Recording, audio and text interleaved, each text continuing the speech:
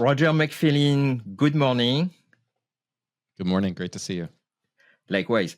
So, Roger, I wanted to start with giving you a little opportunity to actually present yourself and to present your initiative, the Conscious Clinicians Collective. But maybe you can do it while answering that question. I mean, the French government declared a mental health crisis as the prime national cause in 2025.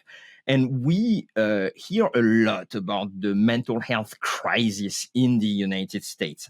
And I'd like to know how you situate yourself in that ramping up of fear around mental health and what you seek to achieve with your Conscious Clinician Collective.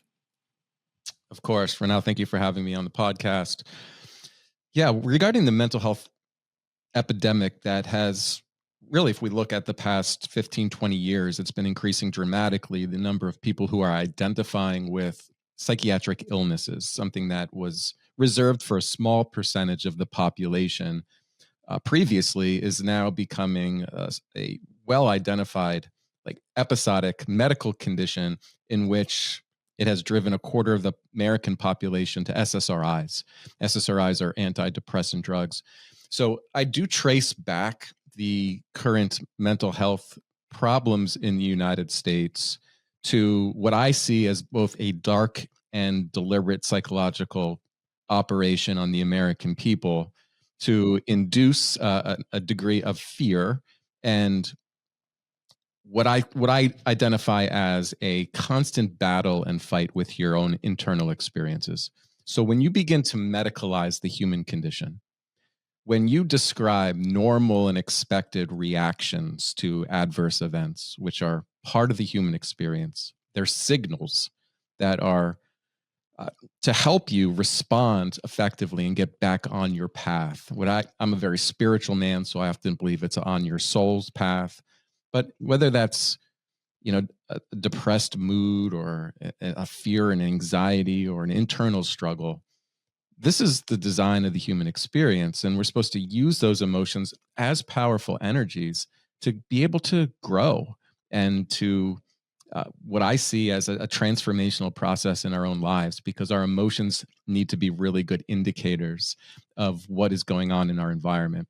So when you trace it back to the mass promotion of psychiatric drugs as a solution to the distress of living, and medicalizing it as a psychiatric disorder, and within that having the ability to mass program the American population through the 1997 FDA Modernization Act, which allows direct-to-consumer advertising.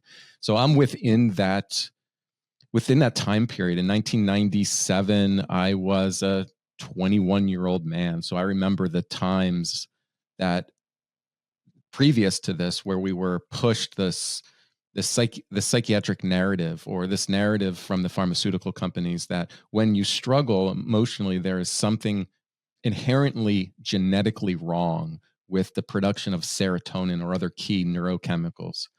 And just by doing that, just by bringing that into the collective consciousness, allows you to now re-see and re-understand why you feel the way you do. And now you're turning to the medical authority as reporting that as a symptom in our medical centers. And then they have the solution, of course, which is a psychiatric drug. So although I see the mental health epidemic to be multifactorial, I do believe that there are cultural issues and industrial issues that help shape the collective consciousness that would allow it to flourish. So when you do experience something like a pandemic in 2020, you're going to have a large percentage of the population seeking out immediate relief and over-identifying with a psychiatric condition, in which, in my opinion, leads people to become very dependent on the medical system. As far as my Conscious Clinician Collective, which is what you mentioned earlier, it's a nonprofit where I'm fighting back. I'm trying to align clinicians around the globe who want to move away from the medicalization of mental health. and who want to identify emotions not as symptoms of an illness, but rather a transformational process. And that when we feel these psychiatric symptoms, that the origins of this can be numerous, from just environmental aspects, conditions in your life in which you need to face, to also we're experiencing a chronic disease epidemic in our country. We've been mass poisoned with chemicals. Our food source obviously has become highly chemicalized and processed, and we see the results of a lot of metabolic illness. So a lot of people also go into the mental health system or the medical system complaining of symptoms like fatigue, poor sleep problems, low mood, irritability, anxiety. And those get quickly labeled as psychiatric when indeed the origins are health related. It's lifestyle related. So my organization is on two ends. It's like it's recognizing the psychological operation in which fear has been induced and getting us to over-identify with a psychiatric condition and emotions as symptoms to be drugged, and then also being able to ignore the mass poisoning and the lifestyle concerns with our population. You combine that with screen time, social media, sedentary lifestyle, and that's why you have what you have currently today in the United States. Well, it's funny you mentioned the metabolic issues, because I'm actually I'm trained in regenerative farming, and so one of my prime topic is precisely the effect of the green revolution and pesticides actually on our public health, and I often compare what is pushed on us actually is almost forced on us by the medical community as pesticide. But you mentioned something very interesting in your introduction. It's like, I mean, it's not so much. I mean, when we tend to think of like the official narrative on mental health, we tend to see a linear progress that, like, I mean, from the discovery by Freud of the subconscious to our present day. The story we are told is a story of constant improvement of the knowledge of things which have always been present in humanity, such as consciousness, but also we are told that, I mean, we pretty much know everything about how the brain functions, etc. And so, and if we look at the real story, and that's what you do by precisely analyzing with a critical eye, all the scientific literature on mental health, it's a complete other story that we see emerging, which is far less linear than the official narrative. And you mentioned the year 1997, and in particular, I think the moment when the paradigm becomes that mental health is about a chemical imbalance in our brain. I just would like you to expand a little bit more on that, and whether and tell us. I mean, this has been seriously studied. I mean, you have interviewed on your podcast someone like Joanna Moncrief, for example, and it's a paradigm which is under assault actually. So. Yeah, it's a narrative that's more born out of marketing rooms than it is actual science. So when you're tasked with creating a drug and bringing that to market to help ease the suffering, theoretically, of people who are experiencing depression or anxiety, well, then you have to create a scientifically sound theory onto why that drug would be effective. And there's the assumption that we had this strong foundation of empirical scrutiny and science that suggests that this key neurochemical, serotonin in particular, is implicated in our mood, and that there are genetic variables, potentially some other variables, that influence the production of serotonin. And we become depressed when there are deficiencies. And they have created a medical miracle, which is able to increase the availability of this key neurochemical in our brain And that will solve the problem of depression, that it can be treated like any other medical condition, similar to, insulin for diabetes. And that is a narrative that, again, is it's brilliant in its darkness because, one, it's not anything that's objectively measured.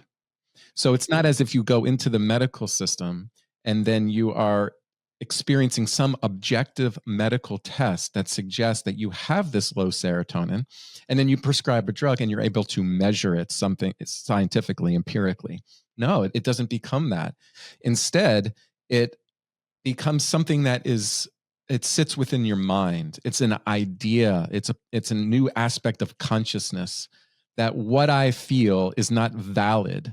What I feel is wrong or broken. It's a biological abnormality. So now you are creating fear-based consciousness and a sickness in the brain, in the mind. And now you are taking an experimental drug, because you can't create a drug for setbacks in life. You can't create a drug for the normal emotional responses of day-to-day living. But you can if you create it as a medical disease. So that's where we saw this direct-to-consumer advertising revolution, where they needed to be able to promote this drug, to create that narrative, which is automatically going to lead to an explosion of their product. A pharmaceutical company's goal is to be able to sell as much of their product for as long as possible. Even though this was something that was only studied in short 6 to 8 week increments, and created a symptom checklist to try to prove its effectiveness and get its approval for the use in our medical centers. This is a drug that, people have been put on for 15, 20 years. I mean, you're creating customers for life. And you're right. You're communicating something that's really important, is that we have this false idea that we have better understood the mind and the brain and the psychology and well-being of human existence in a way that somehow suggests that we've made advancements or improvements in the human condition. That's a false narrative. In fact, every identifiable statistics will show that we are dramatically worse when we started to accept this biomedical model and the professional help industry. So therapy and drugs. The collective mental well-being, as well as physical well-being, has dramatically decreased in this last quarter of a century. The more psychiatric drugs we prescribe, the worse we become.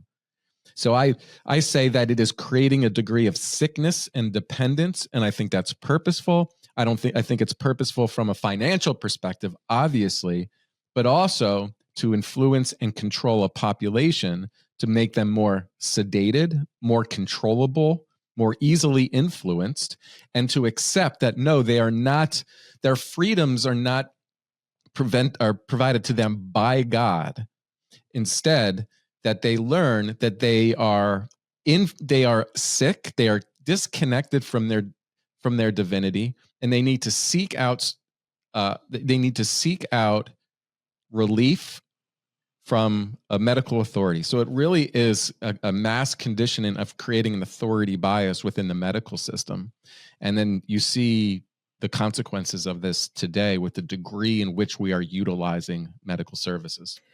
Talking about that, do you have figures about the exponential growth of use of psychiatric drugs since precisely 1997 to show an order of magnitude, and where the dominant psychiatric drugs at the time of this liberalization of advertising, already the SSRIs, which I'm going to give the meaning of the acronym, they are selective serotonin reuptake inhibitors, or were they other psychiatric drugs like benzodiazepine? Yes, the dramatic increase in the use of psychiatric drugs has been demonstrated since the early 90s. The last that I saw was that we are nearing 20% of females under the age of 25 are on at least one psychiatric drug. And about a quarter of the US population has taken at least one psychiatric drug in the previous 365 days, 1 year. And to my knowledge, the prescription drug rates for SSRIs, stimulant drugs, are the ones that we've seen the most profound growth. And that also occurs with the ease in which that can be obtained. So now with these telehealth companies, where you just have to basically sign up and fill out a checklist, and you can get these drugs delivered directly to your front door. And so it's a drug dealing operation that there is no medical condition, in my opinion, that in any way is benefited from taking an SSRI. It's only going to create problems either in the short term or eventually in the long term. And people confuse some degree of emotional numbing and detachment as if that's mental health treatment, because feeling less is certainly not feeling better, and it's not in any way congruent with long-term mental health or physical health. So we see these dramatic increases in both these drugs. I don't know if we have accurate numbers because you're relying on government data to determine the prevalence rate, and they are typically, they underreport the amount of people that are using drugs. I know in our country, 17% of American boys are taking a stimulant for ADHD. And then when there's a drug like a benzodiazepine, for example, which can have some short-term value as an emergency medicine, when that's being prescribed, a drug that creates such dependence and problems like a benzodiazepine, that really it shouldn't be prescribed for any more than like 10 to 14 days because of its dependency. Its ability to create such dependency, and then you require more and more of the drug to yield the same result. That drug's being prescribed for years. It's being prescribed for sleep. It's being prescribed for anyone who just reports feeling anxiety. And what's shifted over the course of my career is the number of people that come into my practice on one or multiple psychiatric drugs and are clearly drug dependent. So what happens when they stop taking a drug is they experience pretty significant withdrawal. And those withdrawal symptoms then are miscommunicated to them as worsening symptoms of their mental illness. So it really keeps them in a cycle of dependency where they identify with a chronic mental health condition and they become customers for life.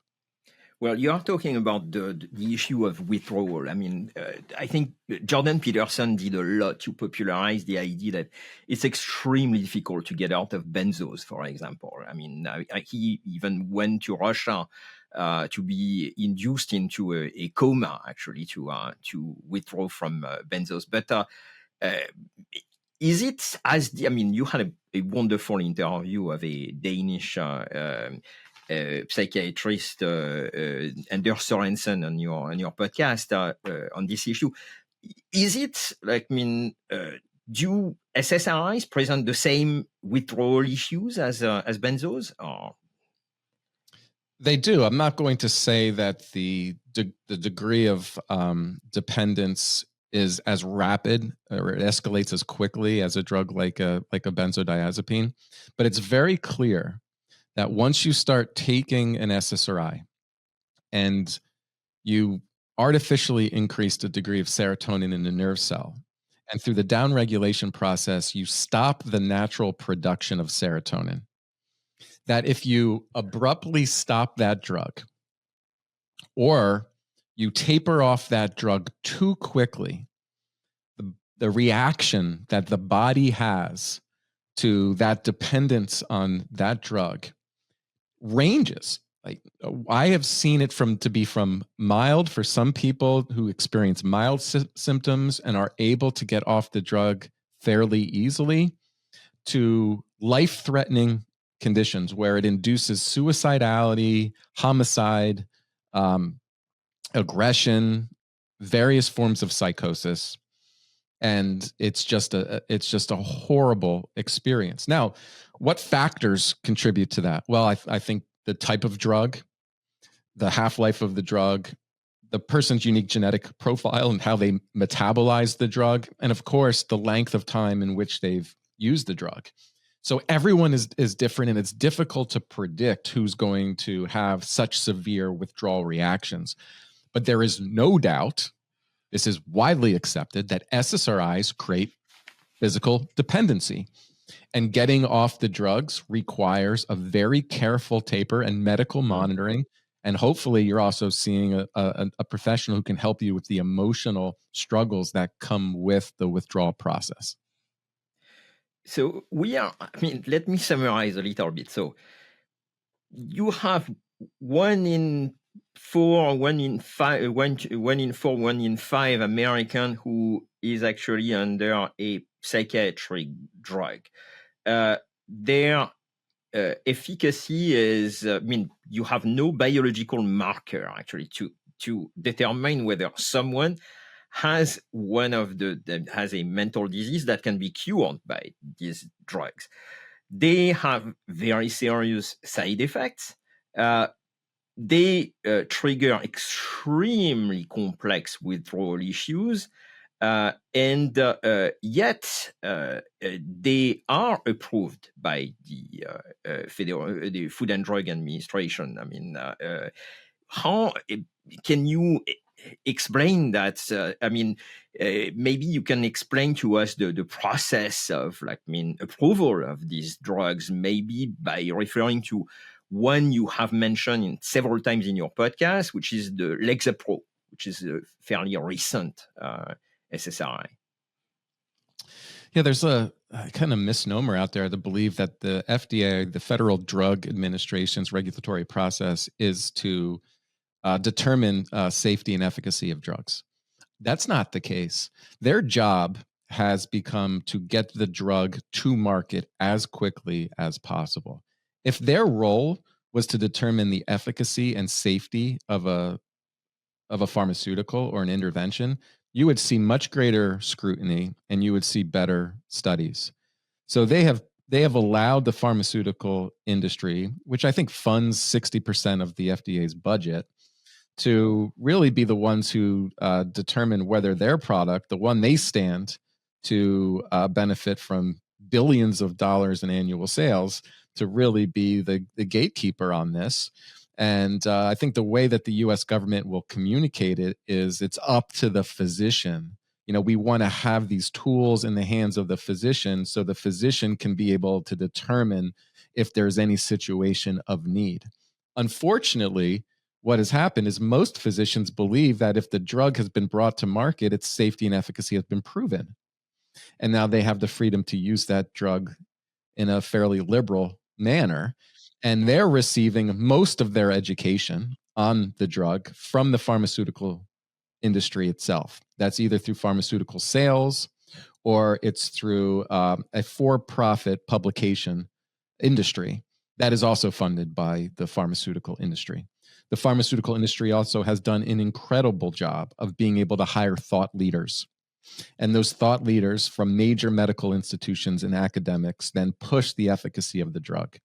They also write the medical textbooks. So you can see this this industry, from its control over the regulatory process to its marketing to the American public to the marketing to directly to physicians, has created this false idea of what a drug is. Now, I'll use the area where I've done my investigation, which is in particular, it's SSRIs. How do SSRIs then get approved when the efficacy is so poor and the harms are so substantial? Well, it's very easy to create the drug trials and the illusion that there are positive results. So one, the FDA only requires 2 positive studies, and all a positive study requires is that the drug shows a statistical difference on an outcome measure in comparison to a control group, which is a placebo group. Now, if you are able to manufacture, number one, what the outcome measure is. So, for example, if I wanted to create a study that alcohol is an effective treatment for adolescent social anxiety disorder, All I do is create an outcome measure that views anxiety as a symptom. I create the drug, which is alcohol. I could take weed, or I can take any other drug that has this sedative kind of role in physiology. And then I have a measure about how they feel. And then I give somebody a placebo drug who doesn't have that same physiological impact, and I can create that difference. The interesting thing about the SSRI studies is, and especially in children, I think for Prozac, there were about 15 trials done by the pharmaceutical companies where only 2 or 3 showed a statistical difference. So this is the other aspect of publication bias. Like, you don't have to produce the other 12 studies that shows that it didn't outperform placebo. You just have to find 2. And there are ways to manipulate the drug trials by doing that. There's a placebo washing period. You can remove certain data sets if they had an adverse outcome, which the pharmaceutical companies have done in their drug trials. There's clear systemic fraud in the use of and allowing them to conduct their own trials. Also, we've become scientifically illiterate. And you mentioned Lexapro as best example. A Lexapro for teens and children, recently approved for the treatment of anxiety. And what we saw and it's in the paper, the data is in the paper, is that there was a 6-fold increase in the children who took Lexapro, a 6-fold increase in becoming suicidal in the children who took Lexapro in comparison to the placebo group. So tell me, in a safe, just society, one where the regulatory agencies were to protect the public, how do you approve a drug that is going to induce suicide and give that to such a normal experience as anxiety? And how do you view that children who are anxious, the safest and most effective way is to drug them? Like, we've accepted that mentality, that narrative in our country, that the reduction of a symptom means health. And that's the darkness around this, right? So you cannot tell me this isn't purposeful. It's not intentional. It's more than just about money. It's an attack on life itself. If you're going to drug children with a pharmaceutical that is going to, at the very least, numb out their experience, which is a key developmental period in their lives as adolescents to learn emotion regulation.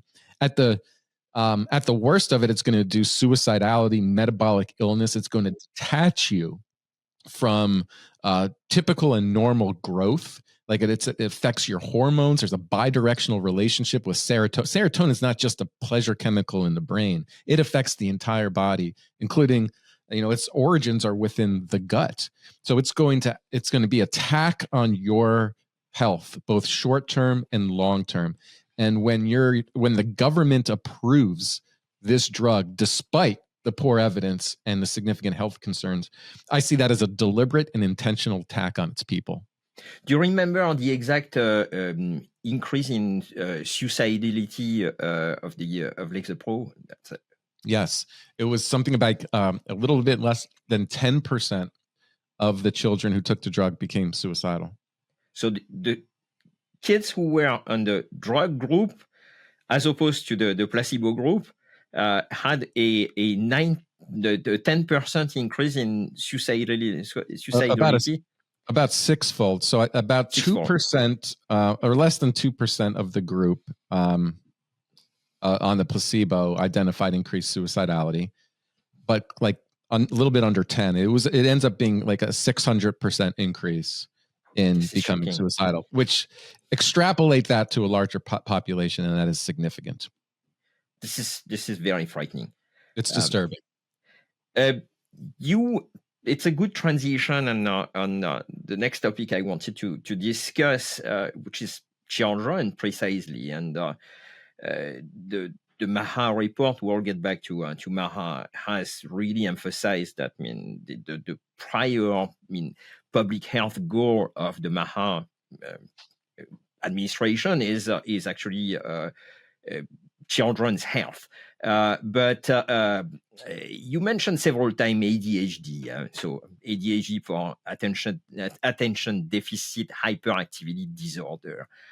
which is also extremely massively diagnosed in France, though not on the same proportion as the US. Can you expand on, I mean, what ADHD represents as a mental disease, if it's even a thing, in the United States? What's the magnitude of the ADHD industry, actually? It's a good question. So let me communicate up front that all psychiatric disorders, all they are a constellation of symptoms. They are not discrete medical diseases in themselves.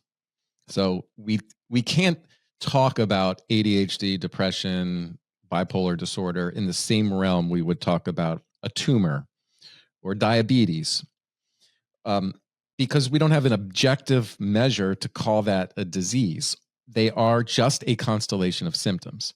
So when I say that there is no such thing as ADHD, I do not say, I'm not referring to the fact that the symptom cluster of somebody who might be a bit hyperactive and have more difficulty focusing attention that can create problems in the public school system, or they can become behaviorally unmanageable. Those things exist, but they don't exist because you were born with a genetic brain condition that requires a stimulant drug.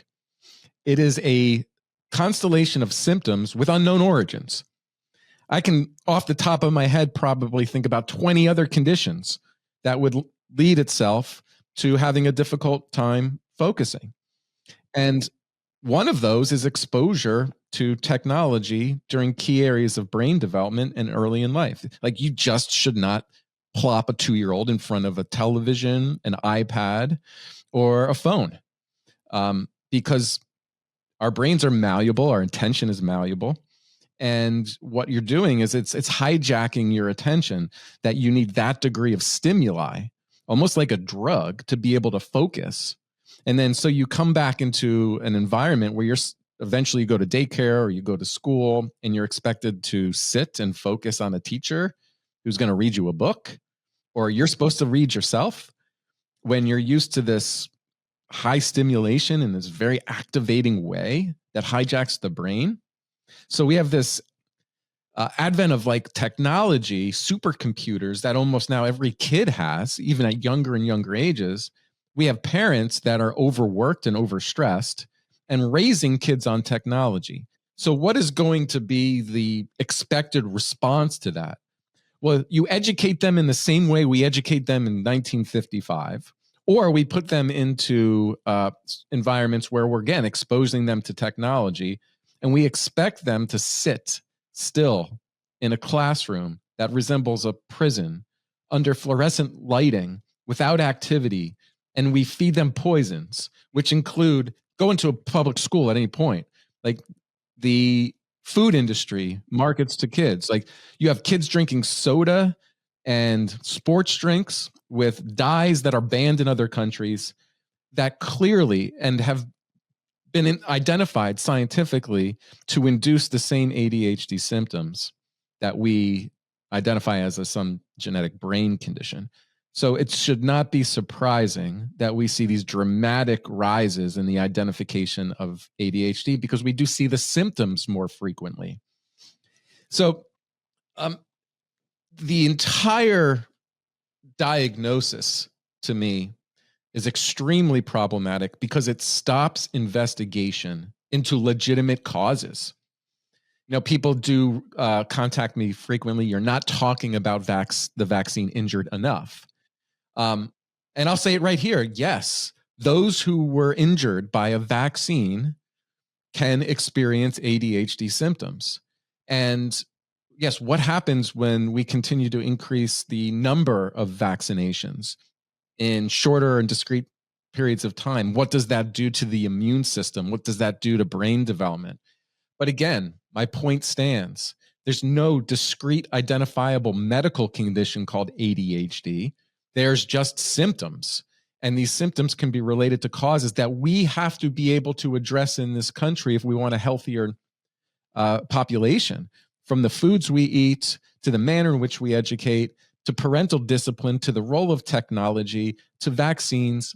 All of these have to be studied and understood and be considered as a response that gets labeled as ADHD. And then there's the psychological aspect of this, the response to traumatic events. So a kid that is getting abused or neglected is going to enter into the school system, and they're going to experience the same symptoms on a checklist for ADHD.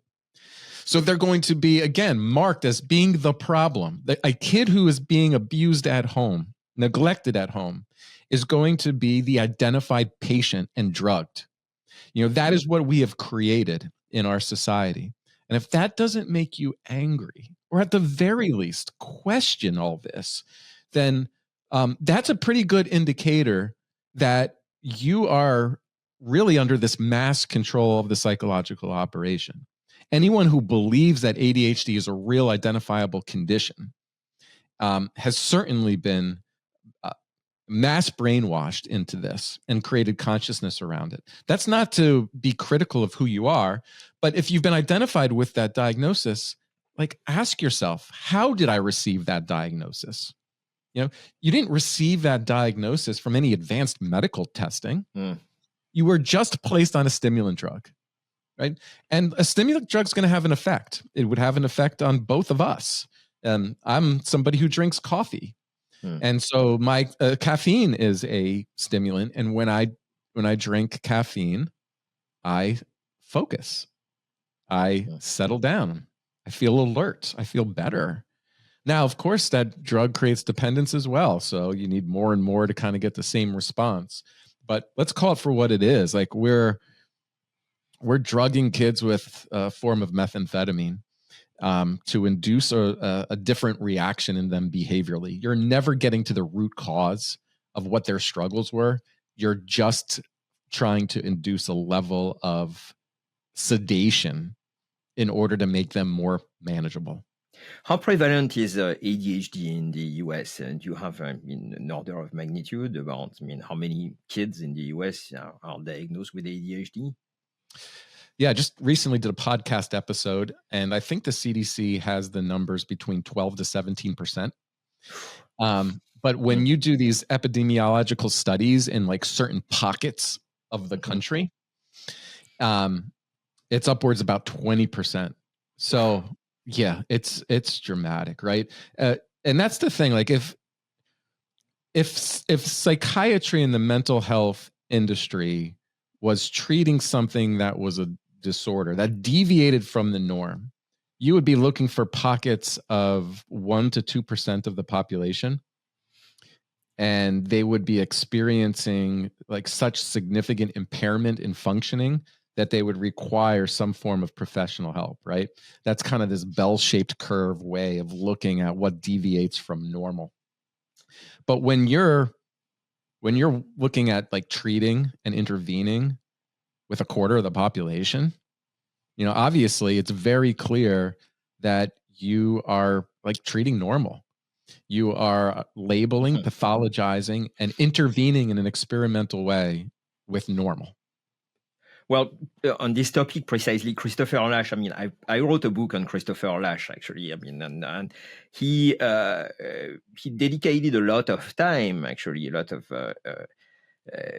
of his writing talking about the conscious, the design of a type of personality which is needed for a later stage capitalism or progressive society, which is based on consumption. And he explained that in prior stages you needed a strong personality in the 19th century, when mostly economic life was about producing, and then when economic life became about consuming, which becomes a total social fact, then we need a new kind of personality, which is the narcissistic personality, which is a metaphor about a trouble of personality that affects the newborn and the infants when they have trouble figuring out that there is a separation between themselves and their environing world. And the the narcissistic personality is not a strong self. It's not a selfish self. It's a weak self. I mean, he called that a minimal self. So do you think, I mean, the people who prescribe so massively drugs for treatment of ADHD, for example, are conscious that they are actually engineering a kind of dominant personality? Well, I've met so many of these prescribers in my journey, interviewed many of them, and you use the word conscious. My experience of them is unconscious, that they are really just in almost like a trance-like state, that they've been so conditioned by our culture that, and throughout their training, that they have complete trust in centralized authority. So the medical physician, the psychological makeup of the medical physician in the United States, the allopathic doctor that really distributes pharmaceuticals as a form of healthcare. It's very interesting to me in how they've been able to construct a mental idea of like human health and flourishing. So these are some of the best and the brightest, right? To be able to enter into medical school in the United States, it's very competitive. You have to have just really strong aptitude in math and science, and your ability to be able to achieve in the public school system, I think, allows them to be very susceptible to this conditioning, because the American public school system does not necessarily teach critical thinking. It really does a great job of being able to regurgitate through strong working memory back what the authority, the teacher, or what's in the textbook wants you to be able to memorize. So whether it's history or it's science, we're certainly not training creative, critical thinkers who are designed and taught to be able to challenge the authoritative position. In fact, you're punished for doing so. And they are so rewarded. So this is like operant conditioning for me, is that they really care about being at the top of their class. So the top 1%, 2%, 3% of their class requires them to really learn what it's going to take to be able to achieve that. So they're focused on that outcome, not necessarily the learning. So they're kind of primed when they go into medical school that what they receive as far as the textbooks and their training is the pinnacle of modern science, and that there's these advancements in this area. So I do believe that they believe they are alleviating human suffering. So the psychiatrist, somebody who is going to be prescribing these drugs, it's not really going further than that, because when you ask the question about what the long-term consequences are on that individual, both health-wise, but also psychologically, they just see it as the person has a condition. I provide a pharmaceutical. The pharmaceutical has been proven scientifically, so they're told, to have minimal side effects, but also it improves their performance or it improves their functioning. And so they have this condition. You hear this all the time. The benefits outweigh the costs. So yes, they might acknowledge that there's some adverse events or some side effects, but they're almost conditioned consistently to view those as rare. So you take the risk. And do they understand the quality of the science around these interventions? You would think so, but they do not. They work way too many hours. They're really just looking at abstracts or conclusions by authors, or they're just getting information from pharmaceutical marketing. And I don't think they're thinking deeply about these questions. See, I don't believe feeling better in the short term or decreasing like emotions or improving focus, anything in the short term means long-term health outcomes. Because often, like, what has to happen is that we have to face what is actually happening to us and make some legitimate changes, right? So even just from a health perspective, somebody comes in and they're on the verge of type 2 diabetes or pre-diabetic. You can say that Ozempic is going to produce this outcome in the short term.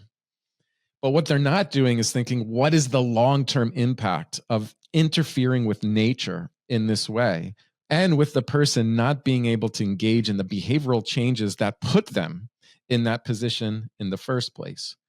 It's not supposed to be easy, as well as the times in our lives where we're struggling, whether that's focus for a kid, behavioral problems, depressed mood, fear.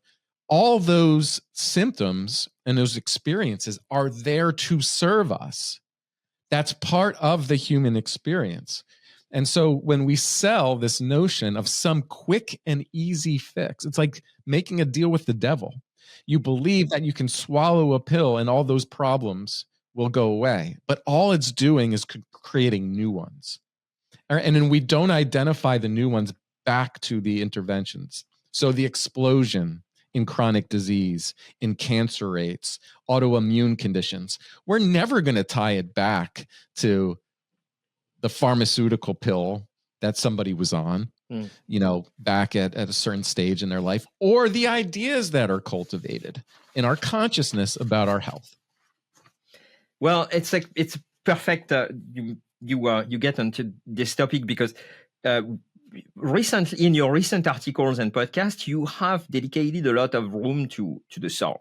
And you mentioned in one of your recent articles, a particularly troublesome one, that you receive patients who are medicated by psychiatrists for experiencing transcendental experience, or simply the experience of God, simply. It's we also, I mean, and you had a recent very interesting interview by Freya India, in which, you ventured into the pathologization of certain political tendency, and particularly conservative political tendencies.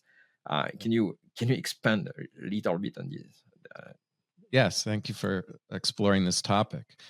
So first of all, there's certain things I know to be true, and the paradigm in which we approach our physical health, the materialist paradigm that is driven by kind of atheist perspectives, is a flawed and just flat out wrong paradigm. It would keep people sick and dependent on a false god. We are a soul in a body, inhabiting this body for human experience. We're energetic beings, and the more that we get away from understanding ourselves outside of the materialist atheist paradigm, the sicker we become. The more we get disconnected from God, the more we get disconnected from nature, the worse we feel. I think that's obvious. I think we're supposed to be connected to one with God and with our environment, with nature.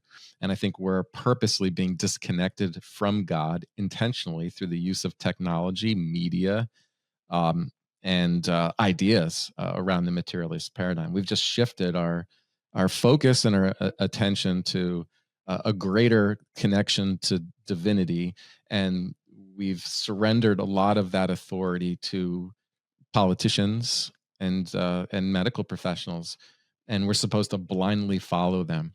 So when I wrote that article, I was speaking to what I see as increasing across the globe is the experience of a transcendental experience of connection to the oneness of all things, the experience of God in their lives, greater purpose and meaning, turning to prayer, turning to meditation, and feeling an awakening that the purpose of their life extends beyond just the ego and the developed identity of this one life. And speaking about that or talking about that in the US materialist atheist paradigm, the medical system, especially the mental health system and the way it's trained, may be viewed as a religious delusion. Mhm. It's certainly the way that you're conditioned and trained is not to talk about life as a journey, the hero's journey, a journey where the soul is continuously learning and there's a purpose, and then you can experience God throughout this journey as a guide, even to flow through you energetically as a creator. And we don't have these type of conversations, although they've been written about for centuries. We kind of disconnect us to this idea that we are being spoken to through guides, angels, spirits, and that there's an all-loving force in the universe. So when you deny that, when you create that to be quote unquote a delusion or psychosis, you're going to just create a fear-based energy around it. And then you report that in the medical system or with your therapist, it's going to be pathologized and drugged. So I titled an article clearly that states the one thing you don't want to tell a mental health professional, because if you do, it's going to be misunderstood, misinterpreted. Your freedom can be taken away from you. And when we think about more conservative individuals, right? If you're more likely to skew towards the right or conservative values because of your belief in a greater source, you have religious beliefs, you believe that life in itself is supposed to be challenging and difficult, and you believe in individual freedom and autonomy from a government, for example, that God is the ultimate authority and we're going to be judged individually based upon that. If you enter into a typical therapy with the poorly trained US therapists who've, can be like 25, 26, 27 years old with no experience, tend to be white women who skew liberal, then a lot of traditional viewpoints around family, around marriage, around gender roles, they can all put you at risk from a therapist who kind of views that as somebody who is conditioned within a culture of oppression. And from this feminist perspective, social justice perspective, they believe it's their role as a therapist to try to get you to understand those belief systems to be culturally conditioned, and that your happiness will come from breaking through those traditional, like oppressive ideas. That could be the institutions of marriage, the institutions of religion, or even the idea that there is a difference between a man and a woman. And so it's really not a favorable environment for somebody who is more conservative. I think it is an arm of the intelligence agencies in the United States Mhm. to have its influence on the mental health industrial complex. How do I come to that conclusion? Well, the intelligence agencies have been involved in Mhm. this for decades through MK Ultra, and they are interested in how you can create a more subservient population, and also to how to create division in a population. And when that occurs, you are more likely to act in fear, and you are more vulnerable to giving up your freedoms. That's what happens. I mean, there's just the psychological operations in this. If you're somebody who believes that God is the ultimate authority, freedom is provided to you by God, and that you're an energetic soul that extends beyond just this body, then you're more likely to engage in revolution. You're going to resist that authority, because your purpose on this life is much greater than just clinging to this illusion of who you are and fearing death. Well, it's perfect that you mentioned the intelligence agencies, because it's I mean, you're familiar with the Theodore Adorno's the authoritarian personality. We know that there is a long cooperation between the intelligence agencies and precisely the aspect of, like, I mean promoting a certain kind of weak personality. And my friend Matthew Crawford, who will be a guest on my podcast very soon, actually mentioned several times that, in fact, has a long article, provocatively saying that the sexual revolution was a government psyop.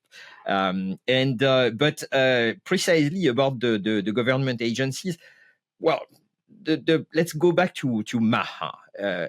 MAHA is part of a Make America First coalition, and when we think about what is the purest, proposition of America First, it's that we need to heal the homeland, which is sick of the unlimited expansion of the American empire.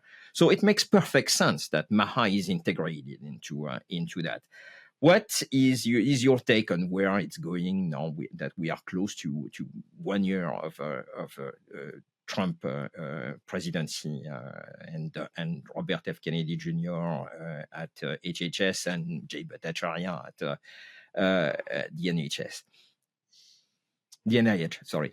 Yeah, it's a good question. At its core, the MAHA movement is an uprising of, I think, millennial mothers who are quite aware of the detrimental effects of the standard medical care and recommendations for nutrition in this country, and they're trying to prevent their children from experiencing the outcomes that the rest of the country is. So it's it's an anti-authority, and anti-establishment movement, and certainly like those like Bobby Kennedy, for example, are instrumental in this by bringing attention to the chronic disease epidemic in this country and the harms of mass vaccination.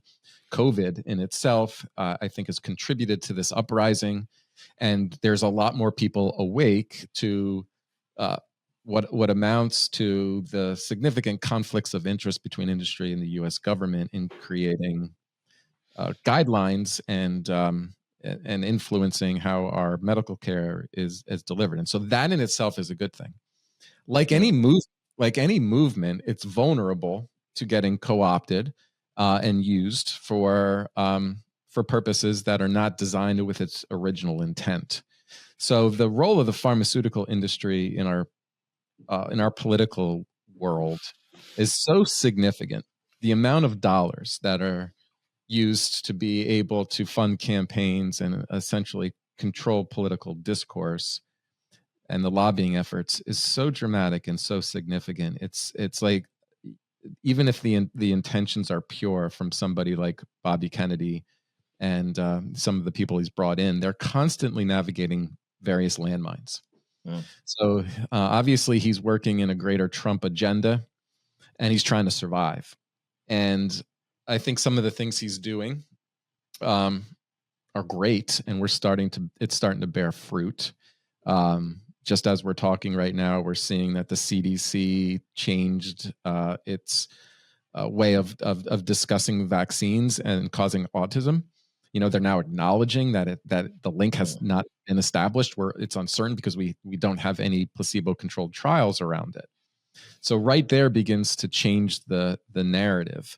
We're looking at the over medicalization and the over prescriptions of psychiatric drugs. We certainly are starting to make changes around the poisonous chemicals. And then the movement that's being pushed culturally from a capitalistic standpoint, free market perspective, is that industries are going to have to adapt and adjust because they're going to have to create products that have cleaner ingredients, because you're going to be able to measure this with sales. So there's certainly a cascade of positive outcomes from the MAHA movement.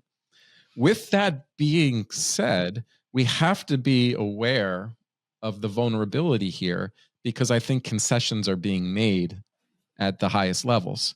So, for example, I think if Bobby Kennedy promoting Ozempic or GLP-1s, I do not believe for a second that's what he believes, but he had to make some deal in order to work on other issues. This is unfortunate because what you're going to see is that we're going to create this false narrative that we have a drug without consequence that helps target the consequences of poor diet and lifestyle and other problematic health issues. Again, same problem. Can you really be Maha and on Ozempic? No, right? My belief is when you start fucking with nature, nature's going to fuck you back. Excuse my language. And so that's what we've done. We don't eat natural food. We're not exposed to nature. We're trying to alter our DNA with experimental technologies. And this is part of a greater transhumanist agenda, right? I firmly put myself in the humanist camp, and we are moving into the front lines of a battle with the transhumanists, whose agenda is to use various forms of technology to alter human functioning DNA, to essentially upgrade to AI, and wants to eliminate the human beings in its current form created by God. And I see it as a spiritual battle that's occurring. I think that's obvious. Anyone can see it. It's dark. They want to be able to upgrade human consciousness. They want to live forever. They want to play the role of God.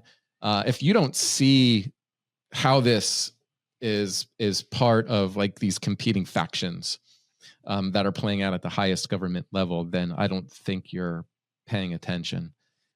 So I don't believe that any of this is going to come from government. I don't think government should be our savior. I think we'll be falling into the same trap, right? Why would you expect the same people who've created the problem to provide you the solution, right? It's going to come from a decentralized movement, grassroots, understanding your freedom and sovereignty is God-made, and being again connected with nature and being connected with God. And in that, I think the response is going to be a return to community. And the decentralized movement will push people back into, I'm going to rely on my neighbor, right? How am I going to get the cleanest available food and water? Well, it's going to be from the person down the street who has that skill set, or that farmer. And we're going to create some cooperation in our communities to be able to serve each other.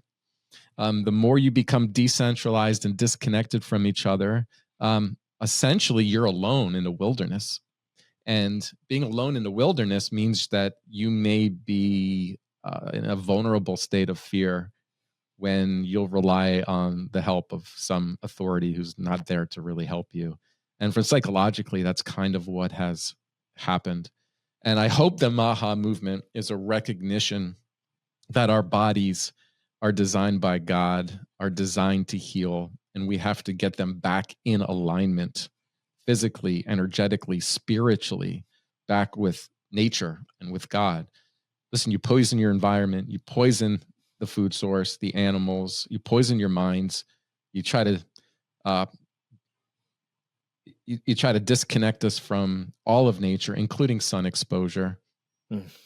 You use artificial lighting, and then you try to provoke fear through targeted media, social media campaigns, and public education. You're going to get a disconnected, detached, and sick population, and that's exactly, what we've received. Well, I think it's a perfect conclusion, both sobering and hopeful for this fascinating conversation. I have one regret, that I'm rationed by the fact that French people have a limited attention span for dubbed interview and by translating budget, but I could have gone on for a couple of hours more with you. I hope you will be back, and just wanted to thank you. This is wonderful. Thanks for having me.